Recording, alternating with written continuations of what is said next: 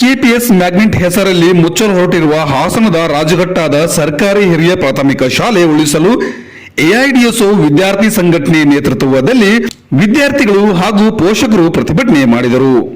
KPS magnet ಹೆಸರಲ್ಲಿ ಮುಚ್ಚಲು ಹೊರಟಿರುವ ಸರ್ಕಾರಿ ಹಿರಿಯ ಪ್ರಾಥಮಿಕ ಶಾಲೆಯನ್ನು ಉಳಿಸಲು ಎಐಡಿಎಸ್ಒ ವಿದ್ಯಾರ್ಥಿ ಸಂಘಟನೆ ನೇತೃತ್ವದಲ್ಲಿ ವಿದ್ಯಾರ್ಥಿಗಳು ಹಾಗೂ ಸಾರ್ವಜನಿಕರು ಹೋರಾಟ ಮಾಡಿದರು.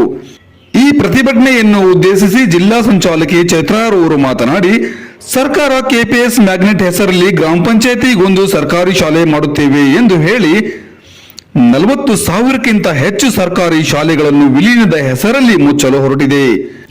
ಹಾಸನ ಜಿಲ್ಲೆಯಲ್ಲಿ 1942 ಸರ್ಕಾರಿ ಶಾಲೆಗಳು ಈ ಯೋಜನೆಯ ಅಡಿಯಲ್ಲಿ ಮುಚ್ಚಿ ಹೋಗುತ್ತವೆ.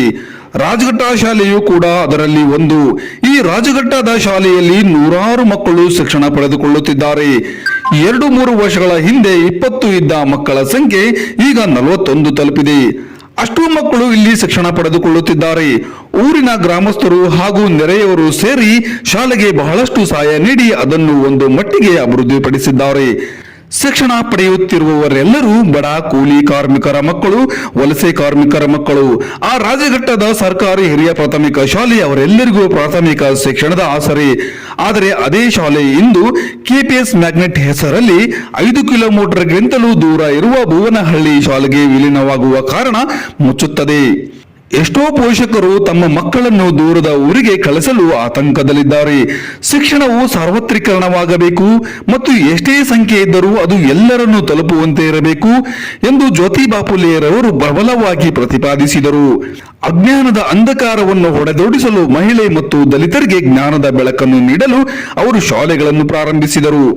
ಕೇವಲ ಶಿಕ್ಷಣದಿಂದ ಮಾತ್ರವೇ ಮನುಷ್ಯರು ವಿಮರ್ಶಾತ್ಮಕ ಧೋರಣೆ ಮತ್ತು ಆತ್ಮ ಸಮ್ಮಾನವನ್ನು ಹೊಂದಲು ಸಾಧ್ಯ ಎಂಬುದನ್ನು ಜ್ಯೋತಿಬಾ ಫುಲೆ ನಂಬಿದರು. ಆದರೆ ಇಂದಿನ ಸರ್ಕಾರಗಳು ನಮ್ಮ ಎಲ್ಲಾ ಮಹನೀಯರ ಆಸೆಗಳನ್ನು ಗಾಳಿಗೆ ತೂರಿ ಇಂದು ವಿವಿಧ ಹೆಸರುಗಳ ಅಡಿಯಲ್ಲಿ ಸರ್ಕಾರಿ ಶಾಲೆಗಳನ್ನು ಮುಚ್ಚಲು ಮುಂದಾಗುತ್ತಿವೆ. ಇದೆಂಥ ವಿಪರ್ಯಾಸ ಎಂದು ಪ್ರಶ್ನೆ ಮಾಡಿದರು. ಪ್ರತಿಭಟನೆಯಲ್ಲಿ ರಾಜ್ಯ ಉಪಾಧ್ಯಕ್ಷರಲ್ಲೊಬ್ಬರಾದ ಚಂದ್ರಕಲಾ, ಜಿಲ್ಲಾ ಸಹ ಸಂಚಾಲಕರಾದ ಸುಷ್ಮಾ, ಕಾರ್ಯಕರ್ತರಾದ ರಂಗನಾಥ್, ತರುಣ್ ಹಾಗೂ ರಾಜಘಟ್ಟ ಗ್ರಾಮಸ್ಥರಾದ ಧರಂಪಾಲ್, ಪುರುಷೋತ್ತಮ್, ರಮೇಶ್, ಗಂಗಾಧರ್, ಕಮಲಮ್ಮ, ಗಿರೀಶ್, ಆ ಶಾಲೆಯ ವಿದ್ಯಾರ್ಥಿಗಳು ಹಾಗೂ ಇನ್ನಿತರರು ಈ ಸಂದರ್ಭದಲ್ಲಿ ಉಪಸ್ಥಿತರಿದ್ದರು.